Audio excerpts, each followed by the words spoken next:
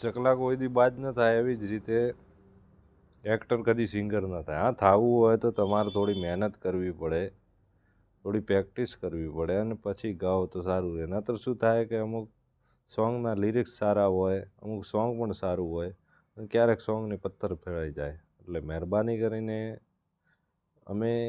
તમે બેન ગાઓ એમનો અમને વાંધો નથી, પણ થોડું હજી મહેનત અને પ્રેક્ટિસ કરવાની જરૂર છે, એમાં થોડું ધ્યાન આપજો.